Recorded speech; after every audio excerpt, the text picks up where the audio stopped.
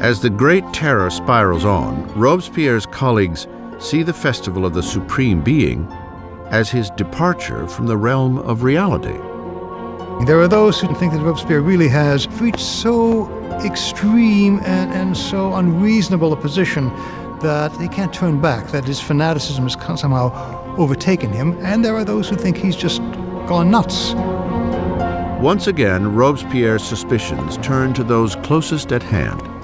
On June 27th, now the 9th of Thermidor, he appears before the convention and delivers a speech of threats. It is the last speech he will ever give.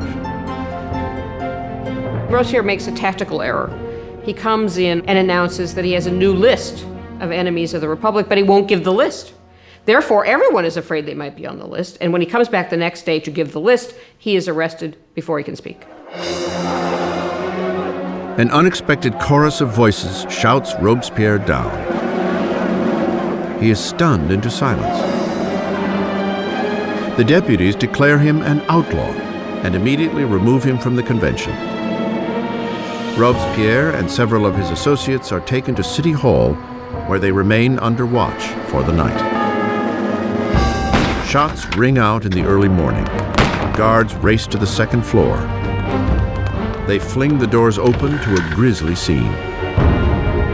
One of Robespierre's allies has thrown himself from the window. Another has taken a pistol to his head. And Robespierre is found semi-conscious with a bullet wound to the face, his jaw shattered from an apparent suicide attempt. Robespierre spends his last hours on the table of the Committee of Public Safety, in the very room where he had piloted the terror to its hideously bloody peak. As he is ridiculed and insulted by his former colleagues, Robespierre is unable to respond. The Grand Master of Oratory has been silenced. In the Conciergerie, where the last Queen of France had preceded him, Robespierre is prepared for the national razor. His cellmate, the revolutionary Saint-Just, points to a painting of the rights of man and declares, "At least we did that." Robespierre had spearheaded a revolution and changed the face of France. He had reordered society and engineered a bloody and tyrannical system to ensure its success. But he was destined to be one of its final victims.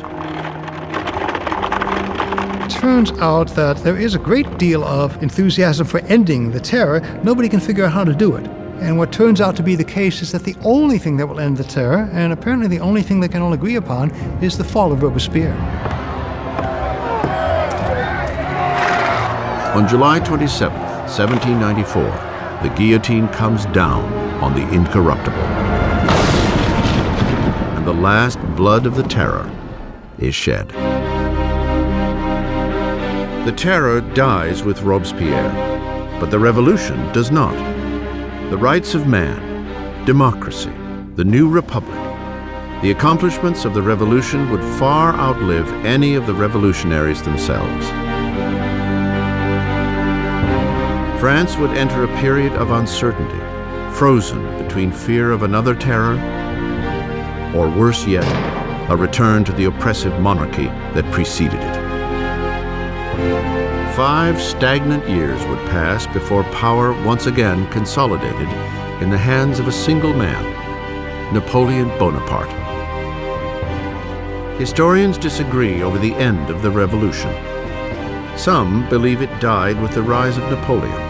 Others maintain that the revolution lived on into the 19th century and beyond. The revolution was the first and enduring model of a people taking its destiny in its own hands.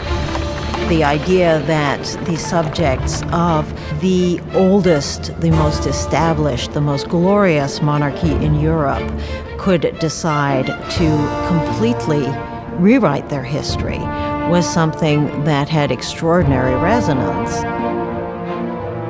The revolution tore apart the old feudal fabric of Europe.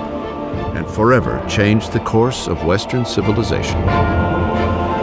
The question raised by the French Revolution is how much violence is justified in achieving a better society?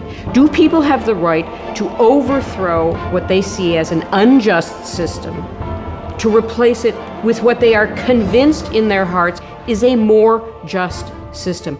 How much violence is justified in doing that? We still face this question today.